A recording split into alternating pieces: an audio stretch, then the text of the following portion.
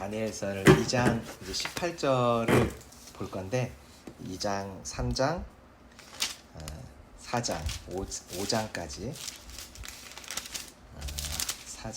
4장까지 이렇게 좀 살펴볼 텐데요. 보려고 하는 큰 주제는 지도자가 악을 선택할 때 성도는 계속 선을 선택해서 선을 결정해서 구원의 하나님의 구원의 일들을 이뤄가는 것이 우리의 삶의 방향이라는 것, 이것을 좀 같이 살펴보려고 합니다. 그러니까 지도자가 아무리 악을 선택해도 성도가 선을 선택하면요, 그때 지도자의 그 악으로 인한 어떤 결과들이 있는데 이 결과들이 뒤바뀌고 그 결과 속에서도 하나님의 선들이 계속 선포되고 나타나게 됩니다. 이거를 살펴보시죠. 자, 먼저 2장 1절이에요. 느부갓네살이 꿈을 꿉니다. 꿈을 꾸고 그로 말미암아서 잠을 이루지 못하게 되죠. 그래서 그가 요청을 합니다. 꿈을 해석하는 사람들에게 첫 번째는 꿈을 맞춰라. 두 번째는 해석도 맞춰라. 이거 사람이 할 수 없는 일인데 이것을 요청을 하죠. 그런데 사람들이 당연히 꿈도 모르는데 어떻게 해석을 맞추겠어요? 내 꿈이 아닌데. 그 사람의 머릿속에서 일어나는 그 꿈을 사람이 어떻게 알겠어요? 당연히 알지도 못하고 해석도 못하죠. 자, 그랬더니 12절 말씀이에요. 그때 느부갓네살 이 왕이 무엇을 선택하는지 우리가 볼 수 있는데, 자, 12절 말씀 같이 읽어볼까요? 시작. 왕이 이로 말미암아 진노하고 통분하여 바벨론의 모든 지혜자들을 다 죽이라 명령하니라. 이때 왕이 선택한 것은 진노와 통분이죠. 진노와 통분은 하나님이 주시는 마음은 아니에요. 사단이 주는 마음이겠죠. 하나님의 뜻과 다른 사단이 주는 어떤 메시지, 마음들을 확 사로잡아요. 영적으로 어두운 것, 악한 것을 선택을 하죠. 자, 그랬더니 결론이 무엇이냐면 모든 지혜자들을 다 죽이라 명령하니라. 여기에 이제 지혜자 중에 누구도 포함되냐면 13절을 보시면 다니엘과 그의 친구들도 죽이려고. 앞에 보시면 왕의 명령이 내림에 지혜자들은 죽게 되었고, 이 지혜자들은 그 바벨론에 있는 지혜자들이겠죠. 왕 옆에서 왕을 도와주었던 사람들. 근데 그들뿐 아니라, 그러니까 안 믿는 사람뿐 아니라 다니엘과 그의 친구들도 죽이려고 찾았더라. 다니엘과 친구들이면 믿음의 사람들이잖아요. 믿음의 사람들도 결과적으로는 죽음에 이르게 됐어요.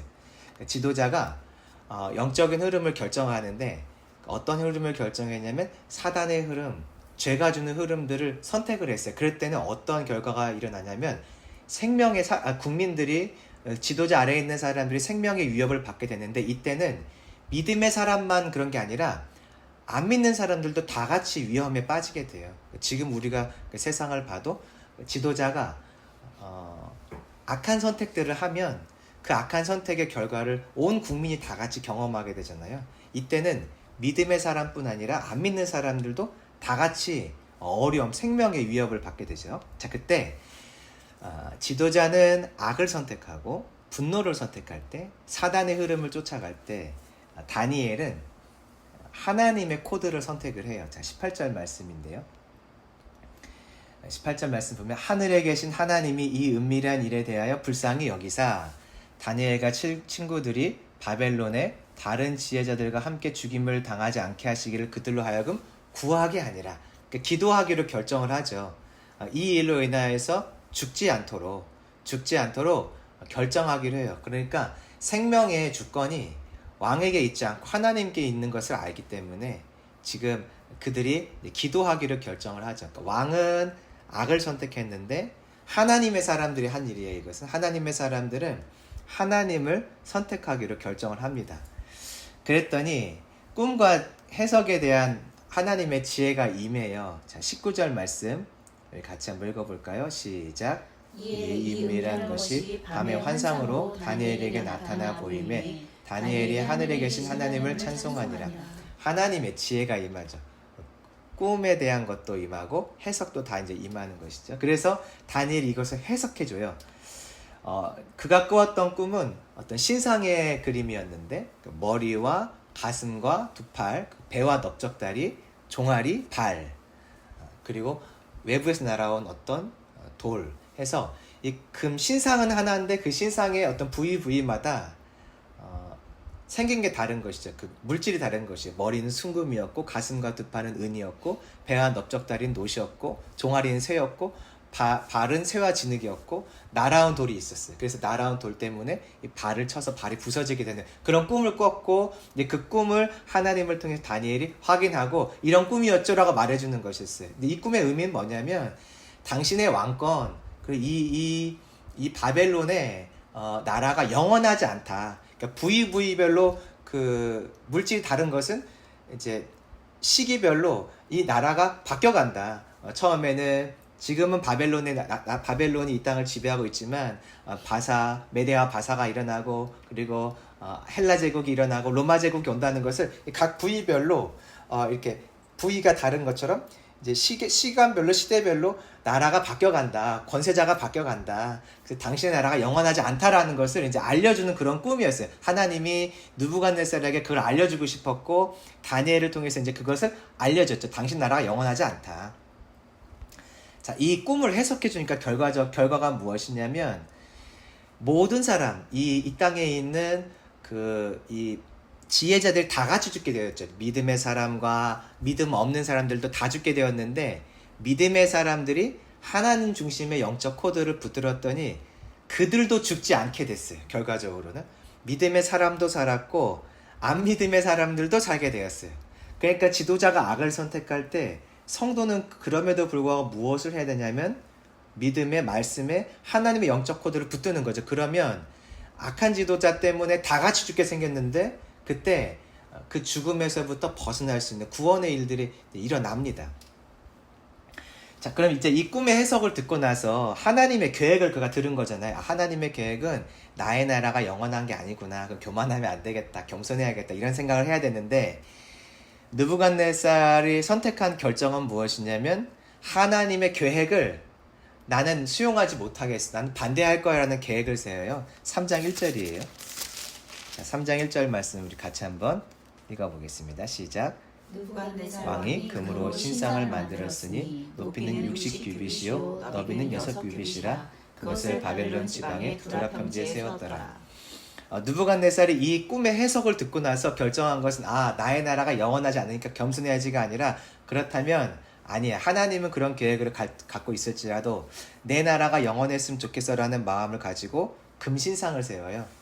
아까는 신상이 이제 꿈에서는 신상이 있었는데 각 부위별로 색깔이 달랐고 물질이 달랐죠. 근데 이번엔 다 금으로 된 신상이에요. 그 얘기는 뭐냐면 내 나라가 영원할 거냐면 아까 앞에서 머리가 금이었는데 이 신상의 꿈이 그 금은 자기 나라를 말하는 것이거든요. 이 바벨론. 그런데 바벨론으로만 칠해진 금신상을 만들었다는 것은 아니야. 나는 하나님은 그런 계획을 갖고 있을지라도 내 나라가 영원해야 돼 라고 하면서 그가 어떤 결정을 내린 거냐면 하나님의 계획을 거부하는 결정을 내린 거죠. 그러니까 앞에서는 악을 선택했어요. 진노와 통분을 따르기로 결정했던 것이고 지금은 좀 다른데 하나님의 계획이 선포되었는데 난 그 계획이 마음에 들지 않아. 그래서 하나님의 계획을 알았지만 하나님의 계획과 다른 나의 선택을 하게 되죠. 하나님의 계획을 반대하는 선택을 하게 되죠. 그랬더니 그 일의 여파로 어떤 일이 일어나냐면 신자들의 생명이 위협을 받게 돼요. 앞에서는 비신자, 신자 모두가 어려움을 겪게 됐는데 이번에는 구체적으로 하나님의 어떤 일하심과 계획하심을 거부했더니 하나님의 계획을 쫓고 있는 자들이 위협을 받게 돼요. 그들만 위협을 받게 돼요. 자, 3장 12절 말씀 같이 읽어보겠습니다. 시작. 이제 몇 유다 사람 사드락과 메삭과 아벳느고는 왕이 세워 바벨론 지방을 다스리게 하신 자이거늘 왕이여 이 사람들이 왕을 높이지 아니하며 왕의 신들을 섬기지 아니하며 왕이 세우신 금신상에게 절하지 아니하나이다. 이 다니엘의 세 친구가 이 신상에게 절하지 않는 일이 생겼어요. 절하라고 했고 명령했고 절하지 않으면 죽인다고 했는데 절하지 않는 일이 생기죠. 신자들만 지금 위협을 받게 된 거예요. 하나님의 계획을 거부하는 지도자의 결정 때문에 하나님의 계획 안에 있는 성도들만 이제 어려움을 겪게 됐죠. 그 지도자가 하나님과 반대한 영적 코드를 선택했더니 결과적으로 하나님의 자녀들, 그 계획을 쫓고자 하는 자들에게 생명의 위협이 오게 되죠. 자, 그럼 이제 이 느부갓네살은 지금 어떤 생각이냐면 생명의 권한이 나에게 있어. 그러니까 너희들 지금이라도 마음을 좀 바꿔 먹으면 내가 살려줄게 라는 이야기를 해요. 15절을 보시면 이제라도 너희가 준비하였다가 나팔과 피리와 수금과 삼현금과 양금과 생황과 및 모든 악기 소리를 들을 때 내가 만든 신상 앞에 엎드려 절하면 좋거니와 너희가 만일 절하지 아니하면 즉시 너희를 맹렬히 타는 풀무불 가운데 던져 넣을 것이니 능히 너희를 내 손에서 건져낼 신이 누구이겠느냐 하니. 그러니까 지금 느부갓네살은 기회를 주는 얘기를 하고 있긴 한데 이 말에는 어떤 의미가 있냐면 내가 하나님이야. 아까 하나님의 계획을 들었는데 금신상을 세우기로 결정을 했잖아요. 그 얘기는 아니야. 저 하나님 여호와 이들이 섬기는 그 하나님이 나의 하나님이 아니라 내가 하나님이야. 내가 내 인생 결정할 수 있고 내 나라 결정할 수 있어. 내가 신이야 하면서 누구도 너희를 구원하지 못한다. 생명의 권한은 너에게 없다. 이 이야기를 하고 있어요. 그럴 때 다니엘과 세 친구는 어떤 결단을 하냐면 아니야. 영적인 흐름을 바꾸는 결단을 해. 아니야. 생명은 하나님께 있어. 이 결단을 하게 되죠. 자, 17절 말씀이에요. 왕이여 우리가 섬기는 하나님이 계시다면 우리를 맹렬히 타는 풀무불 가운데에서 능히 건져내시겠고 왕의 손에서도 건져내시리이다. 왕은 너희들의 생명권은 나에게 있어라고 선포했어요. 그랬더니 이 세 친구는 아니야. 우리의 생명을 하나님이 계시다면 구해 주실 거야. 그렇게 말하면서 이 영적 흐름의 코드를 바꾸고 있어요. 생명의 권한이 누구에게 있느냐? 느부갓네살 당신이 아니라 하나님께 있다. 그럼 만약에 죽는다면 우리가 혹시 하나님이 구하지 않아서 죽는다면 그럼 생명의 권한이 당신에게 있는 거냐? 그것도 아니라고 말하고 있어요. 18절에 봤더니 그렇게 하지 아니하실지라도 왕이여 우리가 왕의 신들을 섬기지도 아니하고 왕이 세우신 금신상에게 절하지도 아니할 줄 아옵소서. 이게 어떤 얘기하고 있냐면 하나님은 우리를 죽일 수도 있다. 그러니까 당신이 우리를 건져주지 않기 때문에 죽는 게 아니라 하나님이 내 생명의 주인으로서 내 생명을 가져가실 수도 있다. 그런 이야기를 포함한 이야기를 지금 하고 있죠. 그러니까 왕은 하나님의 계획을 거부하기로 결단했고 그랬더니 신자들에게 생명의 위협이 왔어요.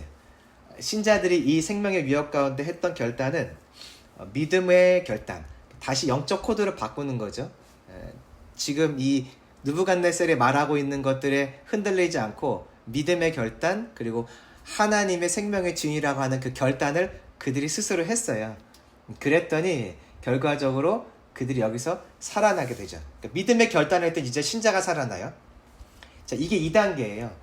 그 진노와 통분, 그러니까 하나님의 말씀과 다른 악한 일들을 결정하기 시작하면 그것이 반복되면서 어떤 결단까지 하게 되냐면 하나님의 계획을 구체적으로 반대하는 결정까지 하게 돼요. 이 나라를 보면 우리가 그런 생각이 들잖아요. 지도자들이 악한 선택을 해요. 뭐 이것이 꼭 하나님의 계획과 다른 거다 그런 것보다는 그냥 악을 선택하는 거죠. 진노와 통분은 악이잖아요. 악을 선택하고 정의를 선택하지 않는 지도자가 반복될수록 지도자가 그 일을 반복하다 보면 결국에는 어디까지 가냐면 하나님의 계획을 직접적으로 반대하는 자리까지 가게 돼요. 그러면 신자들이 고난을 겪게 돼요. 자, 근데 이것이 더 반복되면 어디까지 가냐면 하나님의 계획을 거부하다가 이제는 지도자가 하나님으로부터 자기의 생명을 위협받는 자리까지 가게 되는 것이죠. 처음에는 백성들을 위협에 빠뜨리고 더 나아가면 이제 신자들을 위협에 빠뜨리고 그게 더해지면 마지막 단계는 자기 생명의 위협에 들어가는 거예요. 자, 이제 4장이에요. 4장. 4장에서 느부갓네살이 다시 한번 꿈을 꿉니다. 나무가 자라서 견고해지고 아름답고 열매가 많아졌어요. 거기에 만민이 그 안에서 머물고 동물들도 거기서 먹게 되죠. 그때 하늘에서 한 순찰자가 나타나서 이 나무를 베게 돼요. 그랬더니 그루터기만 남겨두게 되고 7년이라는 시간이 지나게 되죠.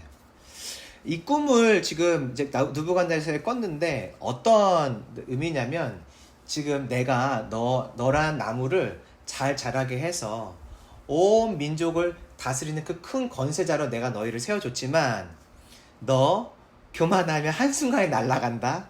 그래서 나무 구루터기만 남고 너 날아간다. 그 시간이 7년이야. 그런데 만약에 너가 7년 뒤에 돌이키면 내가 다시 너를 회복시켜줄게. 너의 생명, 너의 나라 다시 회복시켜줄게 라고 하는 그런 꿈이었어요. 근데 이것을 해석해 주죠, 다니엘이. 그때 느부갓네살은 어떤 결정을 내리게 되냐면, 자, 4장 29절이에요. 아, 내가 지금 교만하면 내 나라 날아가는구나, 내 생명도 위협받는구나 라는 이야기를 들었는데 그가 내린 결정은 29절.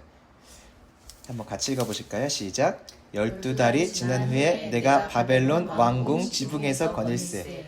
바벨론 왕궁 지붕에서 거닐세. 30절입니다. 자, 읽어볼까요? 나 왕이 말하여 이르되 이 큰 바벨론은 내가 능력과 권세로 건설하여 나의 도성으로 삼고 이것으로 내 위엄의 영광을 나타낸 것이 아니냐 하였더니, 하나님이 이런 말 절대 하지 말라고 했는데 느부갓네살이 이 얘기 듣고 한 1년 정도 지난 다음에 이렇게 높은 데 올라가서 세상을 바라보고 있으니, 아, 내가 이렇게 내 능력으로 이 땅을 만들었지, 세웠지, 이게 다 내 영광이다 하는 그런 말을 하게 돼요. 하나님의 계획을 들었음에도 불구하고 그는 교만을 결정하게 되죠.